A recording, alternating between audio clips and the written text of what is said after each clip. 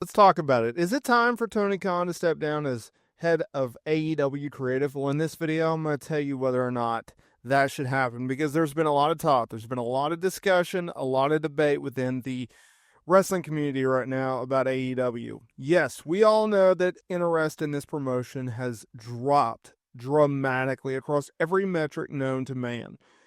TV ratings, attendance, social media engagement, overall interest is down. And this sucks. This sucks because just a few years ago, in 2019, AEW launched with a ton of fanfare, a ton of support, because at the time, the WWE product absolutely sucked, and you could have blamed Vince McMahon for that. However, since Triple H took over main roster creative in 2022, well, things have turned around, and WWE's business has never been hotter. They are absolutely crushing it right now, while AEW is on a downturn. Some people say, well, it's due to lack of storylines. I would agree. Some people would say that it's due to lack of star power. I would agree. The philosophy of Tony Khan is something in which I disagree with. His philosophy is, I'm going to sign the best wrestlers in the world, regardless of their star power, regardless of whether or not they can cut a promo, regardless of whether they actually have a character or not. That's intriguing. I'm going to sign them to big money deals, and I'm going to put them on television so they can have the best wrestling matches on the card, right? Or of the week. And that's how I'm going to draw my product. Okay. Think about this. That philosophy was better than any WWE creative outside of the Bloodline storyline that WWE had from 2019 to Cody Rhodes' return in 2022.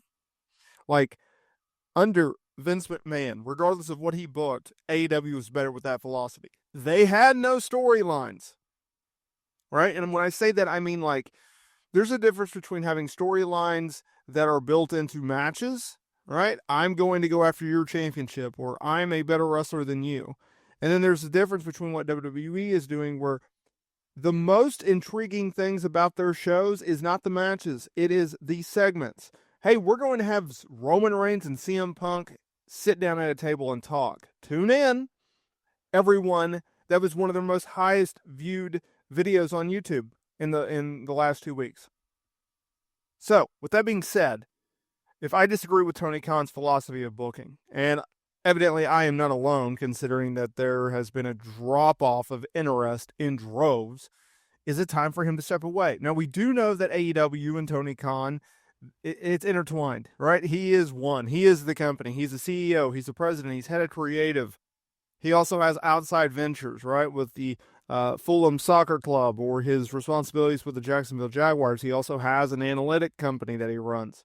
There's a lot of factors. He's contributed to his success to caffeine and the lack of sleep, right? Like, he says he can do all these things. In the early going, yes. But as time has gone on, there's no clear-cut leadership. There's no clear-cut creative. Is it time for Tony Khan to step down as AEW head of creative? No, I don't think it is. Nor do I think he will actually step down as head of AEW creative. In fact, I think he will run it into the ground before he does so, right? Similar to Vince McMahon. He drove it into the ground. The only reason that he gave it up is because of the hush money scandal, right? And then the Janelle Grant lawsuit, and etc. When it comes to, okay, if he won't step down, if he insists on being head of creative, he has shown a history of being able to book good.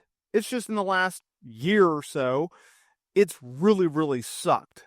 And I think the fact that WWE is on fire right now, it's taken the fan base in which AEW had built of like, hey, this is our promotion because at least their feuds make sense, right? We have conclusive finishes to matches, and they put on good matches. There was also this drive of former WWE stars going to AEW, and it was the whole Monday Night Wars thing where it was like, all right, which WWE guy is going to show up on Monday Night Nitro?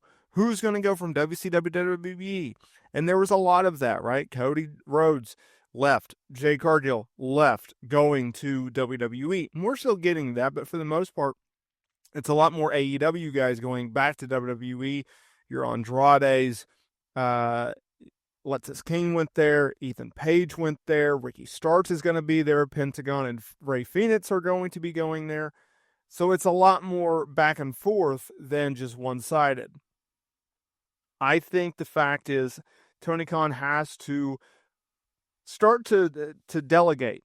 He also books ROH television. No one watches ROH television, but he still books it. So I think you bring in someone, hey, take ROH off my hands. Hey, take Rampage off my hands.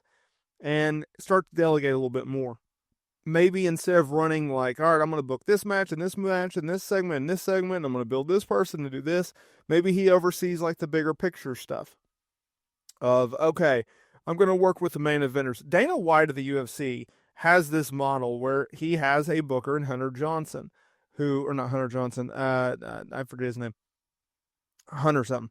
And the idea is Hunter books the fights on the undercard. But Dana goes, okay, give me a few fights that I like these fights. I like these fighters. I think they should fight. You make it happen. And he signs off on the big fights, and that's how they go about it, right? He's not worried about the preliminary card of a random fight night. Tony Khan is. He's worried about Rampage, or he's worried about ROH, or Collision.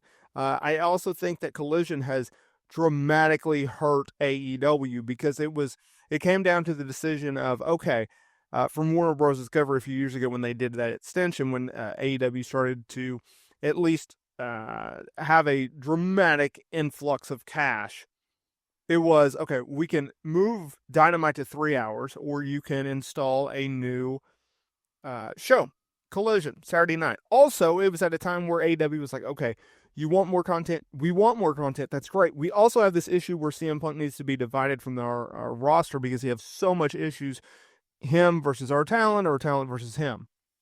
And so it was like, okay, we're going to create this new show.